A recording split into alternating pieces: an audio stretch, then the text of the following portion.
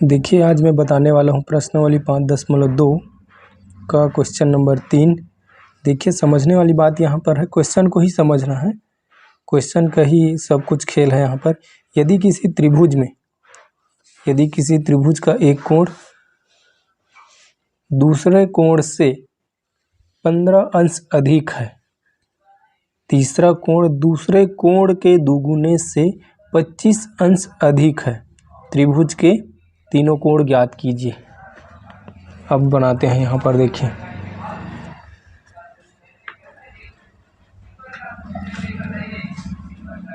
Answer कर देंगे, answer number 3 करेंगे। अब माना क्वेश्चन एक बार फिर से पढ़ लेते हैं, नहीं समझ में आया होगा तो। यदि किसी त्रिभुज का एक कोण दूसरे कोण से 15 अंश अधिक है, तीसरा कोण दूसरे कोण के दुगुने से, तीसरा कोण दूसरे कोण के दुगुने से मतलब दूसरा जो कोण होगा उसका दोगुना होगा, उसके बाद 25 अंश अधिक है, त्रिभुज के तीनों कोण ज्ञात कीजिए।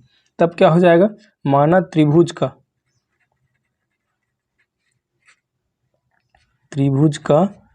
दूसरा कोण क्या मान लेते हैं हम, x अंश मान लेते हैं, ठीक है। तब क्या हो जाएगा, प्रश्नानुसार इसलिए कर देते हैं, इसलिए ये हो जाएगा पहला कोण क्या बोल रहा है, देखिए एक त्रिभुज का एक कोण दूसरे कोण से 15 अधिक है, मतलब दूसरा कोण x है, तो पहला कोण क्या हो जाएगा, पहला कोण हो जाएगा x धन 15 अंश है ये। उसके बाद तीसरा बोल रहा है, तीसरा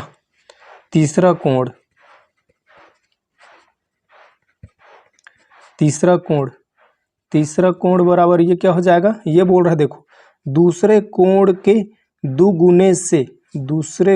दुगुने से मतलब इस x अंश का दोगुना, 2x अंश, इस प्रकार से बोल रहा है कितना अधिक है, 15 अंश अधिक है, 15 अंश अधिक है, ठीक है। अब त्रिभुज में 3 कोण होते हैं, ये हो गया दूसरा कोण, ये हो गया पहला कोण, ये हो गया आपका तीसरा कोण। अब 3 कोण हो गया। अब प्रश्नानुसार कर देते हैं, यहाँ से प्रश्नानुसार क्या कहता है, प्रश्नानुसार में हम आएंगे तो क्या मिल जाएगा, प्रश्नानुसार में हम जब आएंगे तो ये मिल जाएगा,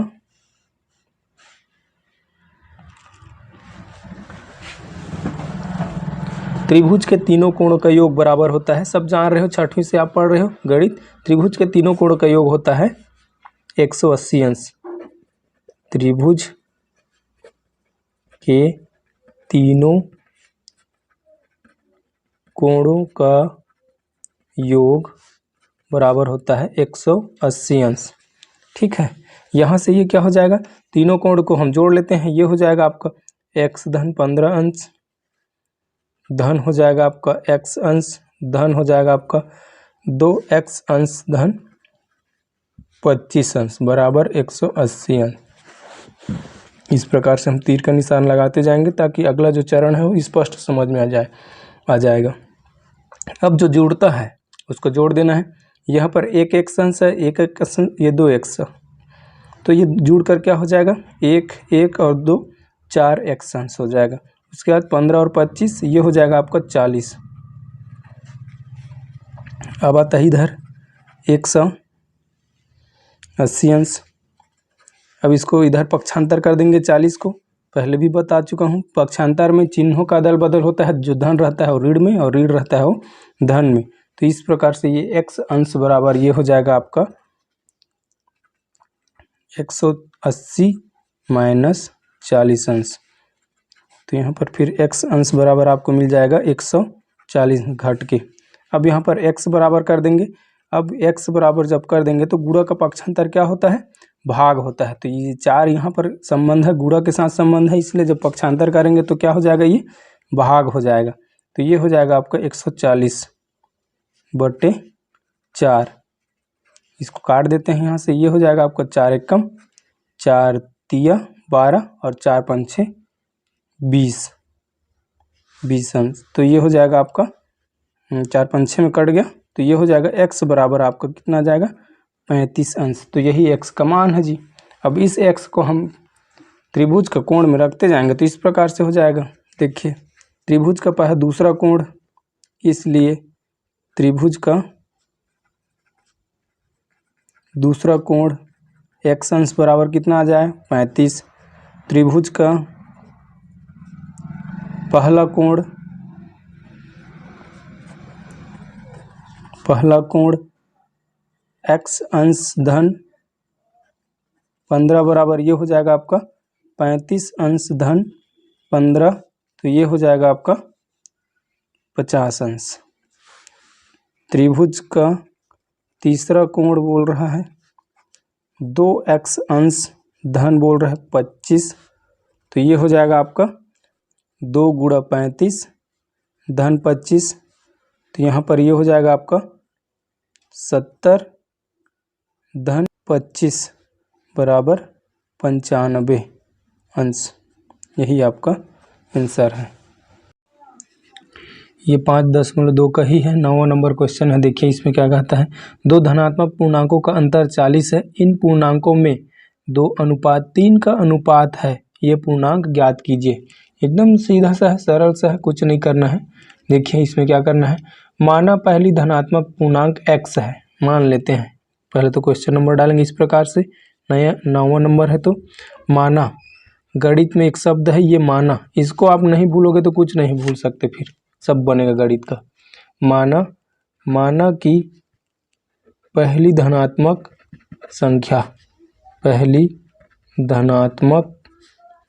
संख्या या धनात्मक पूर्णांक, यहाँ पूर्णांक बोला है तो पूर्णांक ही हम भी कहते हैं, x है।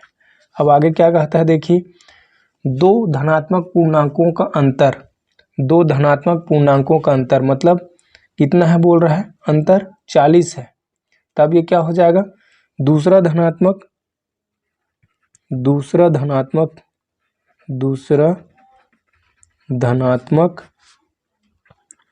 पूर्णांक,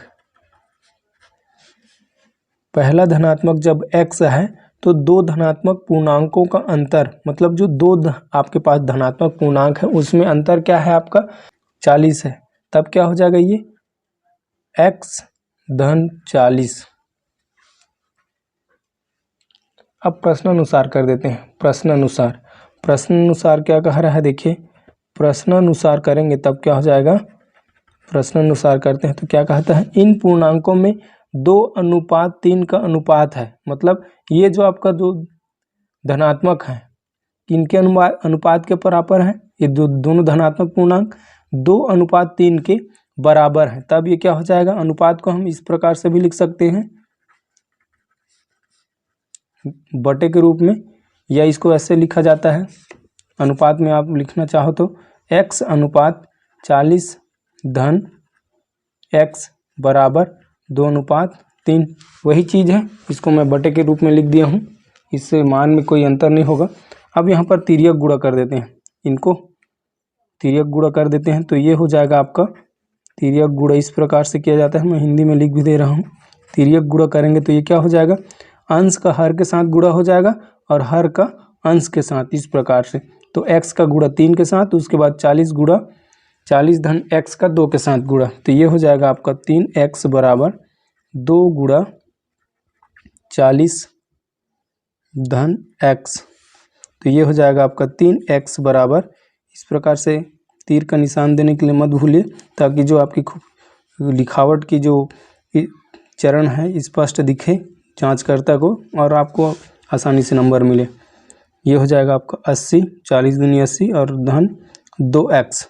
इस 2x को हम इधर पक्षांतर कर देते हैं, तो आप तो जान रहे हैं धन का पक्षांतर ऋण होता है, तो 3x ऋण 2x बराबर 80, तो यहाँ पर कट जाएगा, ये 3x है ऋण 2x, मतलब एक x बचेगा, तो x से ही पढ़ेंगे 80, ठीक है 80, यही आपका x का मान मिल जाएगा।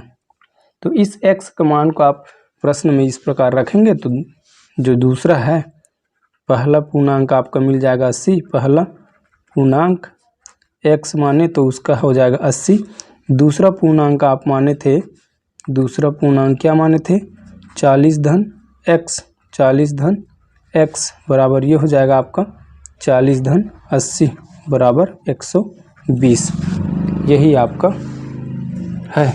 अब इन दोनों को आप हल भी कर सकते हो इस प्रकार से। कैसे जांच कर सकते हो? इसी में देखो, गणित में कभी कोई क्वेश्चन गलत नहीं रहता है, और यदि गलत क्वेश्चन में गलत रहे तो फिर वो गणित आगे बढ़ता नहीं है।